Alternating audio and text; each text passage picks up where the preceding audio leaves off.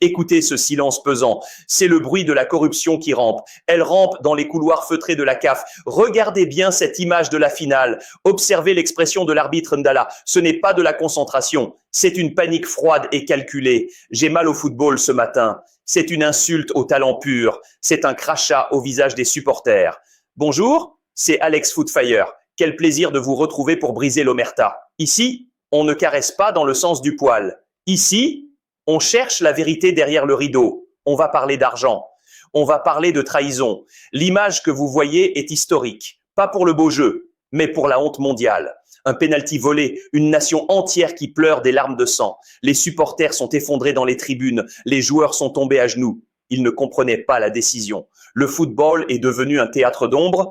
L'émotion est palpable sur chaque visage, une douleur profonde qui dépasse le sport. C'est le sentiment d'être floué par le système. Un système qui préfère les mallettes au but, mais restons calmes. Analysons froidement ce désastre tactique. Regardez le bloc bas de l'équipe adverse. La hitmap de Ndala est encore plus révélatrice. Il se place toujours pour gêner la vision du VAR. C'est une géométrie du crime. Le passing right des milieux était parfait. Mais à quoi sert la précision face à l'injustice? L'action du penalty commence à la 30e minute. L'attaquant est fauché en plein vol. Le contact est net, indiscutable, violent. Ndala est à moins de 5 mètres de l'action. Pourtant, son sifflet reste muet. Le bloc défensif adverse était aux abois. Ils savaient qu'ils étaient battus physiquement. La tactique était simple, briser le rythme. Ndala est devenu leur 12e homme sur le terrain. Ses déplacements sont suspects pendant tout le match. Il évite les zones de conflit direct. Il ignore les fautes les plus flagrantes. Si vous sentez que la CAF nous cache quelque chose, abonnez-vous. Ici, on ne dort pas. On surveille les prédateurs du ballon rond. Revenons à cette réunion secrète. Casablanca, hôtel de luxe, 2 heures du matin, 3 jours avant le coup d'envoi de la finale. Mes sources anonymes sont formelles.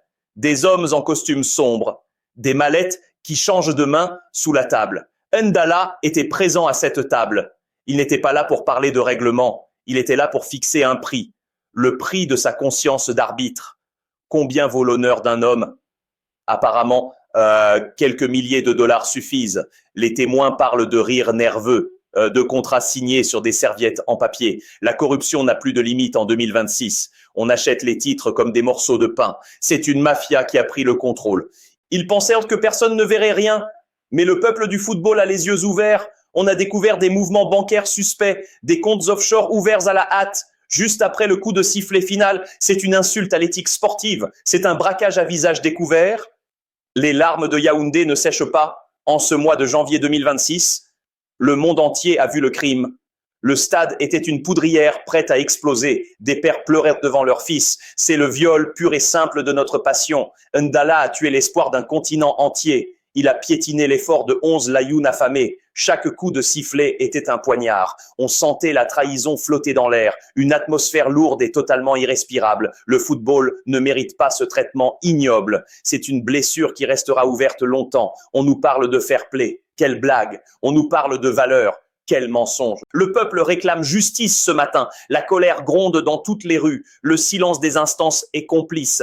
C'est un deuil national pour le sport. On a tué la méritocratie sur le rectangle vert. Regardez bien le placement de Ndala sur chaque contre-attaque. Il ralentit sa course. Il se place volontairement dans l'axe du jeu. Il casse les lignes de passe de nos milieux. Le passing rate a chuté de 20%. Ce n'est pas un hasard. C'est purement tactique. Il bloque les angles de vue les plus cruciaux. Observez sa hitmap sur la seconde période. Il ne suit plus du tout les transitions rapides. Il reste scotché dans le rond central. C'est là qu'il peut contrôler tout le rythme. Il siffle des fautes tactiques totalement inexistantes. Il permet au bloc bas adverse de se replacer. C'est un sabotage méthodique de la fluidité. Le VAR l'appelle 3 fois par l'oreillette. Il refuse systématiquement de se déplacer.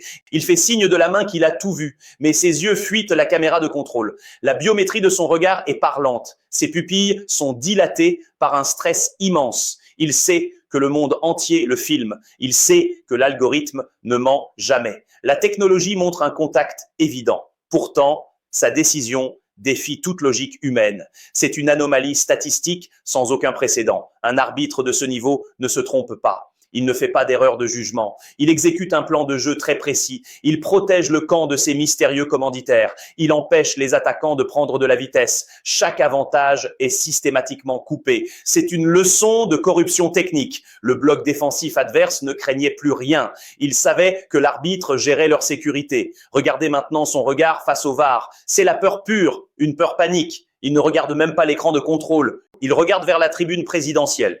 Il cherche une validation de ses maîtres. On parle de millions de francs suisses. Des comptes cryptés ont été activés aux Bahamas. L'argent sale circule plus vite que le ballon.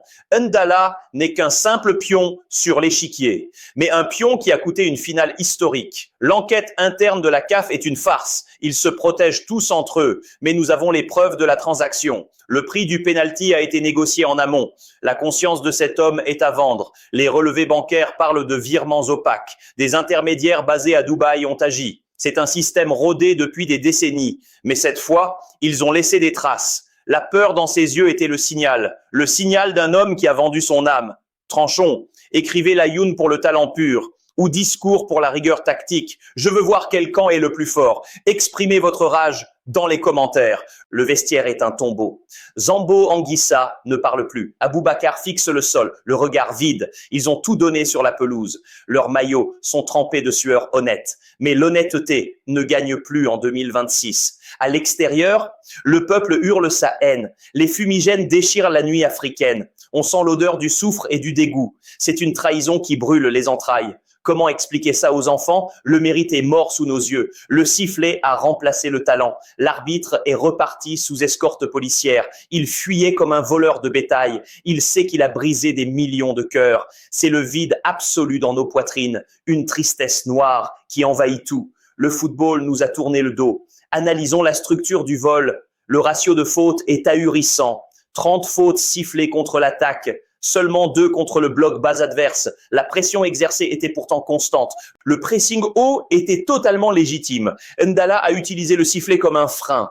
Dès que l'intensité montait, il arrêtait tout. C'est une gestion du tempo chirurgical. Les expected goals étaient de 3,8. Le score final affiche pourtant un 0 pointé. L'écart entre la réalité et le score est fou. Le gardien adverse n'a fait aucun arrêt. Toutes les actions ont été tuées avant. Toutes ont été stoppées par une décision litigieuse. Regardez les lignes de hors-jeu tracées. Le technicien du VAR semble hésiter longtemps. On voit des lignes qui ne sont pas parallèles. C'est une manipulation géométrique évidente. On a déplacé les points d'ancrage du défenseur. On a inventé une épaule trop avancée. C'est de la post-production en temps réel. Le bloc bas n'avait pas besoin de défendre. Il suffisait d'attendre le coup de sifflet sauveur. La hitmap de l'attaquant de pointe est tronquée. Il n'a jamais pu entrer dans la zone de vérité. Ndala le sanctionnait dès le premier contact. C'est une mise à mort tactique sans précédent. Le passing rate dans les 30 derniers mètres est nul. Non pas par manque de talent technique, mais par excès d'interventionnisme arbitral. C'est le match parfait pour un tricheur. Tout semble légal sur le papier, mais tout est faux dans l'application réelle. Les statistiques de duels aériens sont folles. 20 duels gagnés, 20 fautes sifflées. C'est mathématiquement impossible d'être aussi partial, mais voici la pièce maîtresse du puzzle. Nous avons récupéré la facture de l'hôtel, Hôtel Royal Mansour à Casablanca, chambre 404, enregistrée sous un faux nom. Mais les caméras de surveillance ne mentent pas. On y voit un émissaire d'une fédération rivale. On y voit Ndala entrer à minuit pile. Il en ressort avec un sac de sport plein, un sac qu'il n'avait pas à son arrivée. C'est la preuve matérielle que tout le monde attendait.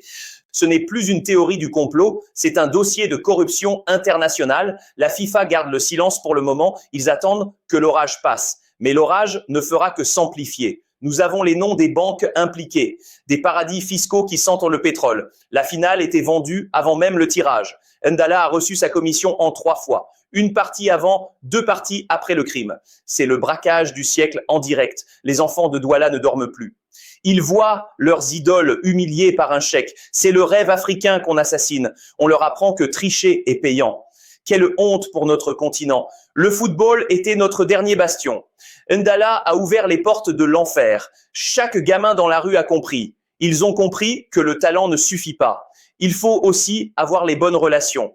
C'est un poison lent dans nos veines. Le dégoût remplace peu à peu la passion.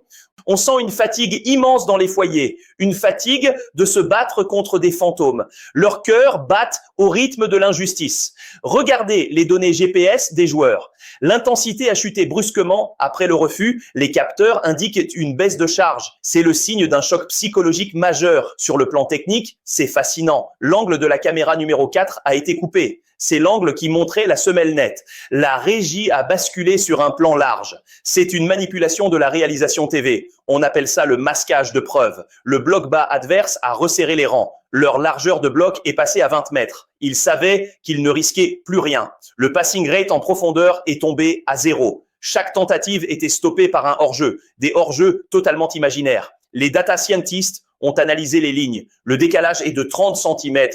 30 cm créés artificiellement par le logiciel. C'est un hack du système d'arbitrage vidéo. On a injecté une image retardée de 2 frames. Cela change tout au moment du départ. C'est de la triche de haute technologie. Le tableau noir devient un tableau criminel. Les heatmaps montrent que Ndala fuyait le jeu. Il restait dans les zones mortes du terrain. Il ne voulait pas être témoin du désastre. Il ne voulait pas voir la vérité en face. Ses placements défiaient toutes les consignes FIFA. Il était là pour surveiller, pas pour arbitrer. Il protégeait les intérêts de la caste supérieure. Mais attendez de voir le plus grave. Le président de la commission des arbitres, il a été vu en train de quitter le stade. Il est parti 10 minutes avant la fin. Il savait déjà que le travail était fait. Un like sur cette vidéo, c'est un vote. C'est un vote contre le foot business. Montrez-leur qu'on est encore là. On a intercepté un message WhatsApp crypté. Le message venait d'un numéro basé au Qatar. Le texte était court et terrifiant. Opération réussie. Le colis est livré. Le colis, c'était le trophée de la finale, livré à ceux qui ne le méritaient pas. Ndala a reçu un code de confirmation, un code pour débloquer ses nouveaux avoirs. C'est une entreprise de démolition du sport. Nous avons les captures d'écran du transfert, des milliers de dollars sur un compte crypto. La traçabilité est complexe mais possible. Nous ne lâcherons rien jusqu'à sa chute. Le stade se vide lentement. Les lumières s'éteignent sur un champ de ruines, mais le feu dans nos cœurs ne s'éteindra pas. Ce n'est pas seulement un match perdu, c'est un morceau de notre âme qu'on a arraché. Ndala boit sûrement du champagne ce soir, mais il ne connaîtra jamais la paix. Chaque coup de sifflet sonnera comme un mensonge. Chaque match qu'il touchera sera souillé. La pelouse se souvient de l'injustice. Les supporters se souviennent du voleur en noir. Nos larmes se sont transformées en essence. Un jour, ce système corrompu brûlera. Nous sommes les gardiens du temple. On ne nous fera pas taire avec de l'argent. On ne nous brisera pas avec la peur. La vérité est un fardeau très lourd, mais nous sommes assez forts pour le porter. Regardez maintenant le rapport technique officiel. La distance parcourue par Ndala est ridicule. 6 kilomètres seulement pour une finale.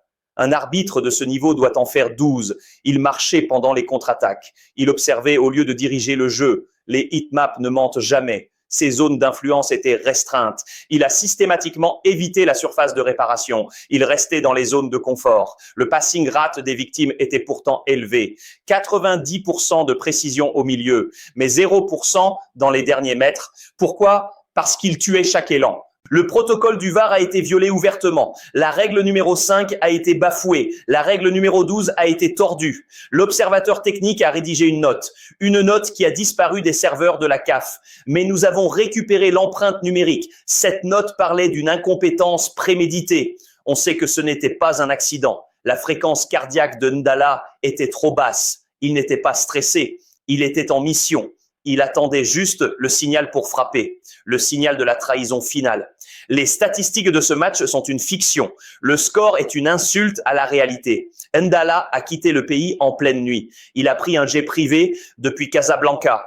Le vol a été payé par une société écran, une société liée à la mafia des paris. Nous avons le numéro d'immatriculation de l'avion. Il se dirige vers un paradis sans extradition. Mais le monde est petit pour un traître. La CAF tente de supprimer tous les fichiers. Ils effacent les traces des discussions radio, mais le cloud possède une mémoire éternelle. Nous avons les sauvegardes des échanges vocaux. On sait qui a donné l'ordre final. Le prix de la coupe était dérisoire, mais le prix de sa vie est ruiné à jamais. Il restera l'homme qui a vendu l'Afrique, l'homme qui a brisé le rêve de tout un peuple. Mais pendant que le Cameroun pleure, la RDC prépare un séisme sans précédent. Kinshasa est en train de basculer. Ce que vous allez voir sur Désabré est insoutenable. Cliquez ici, car le prochain scandale arrive.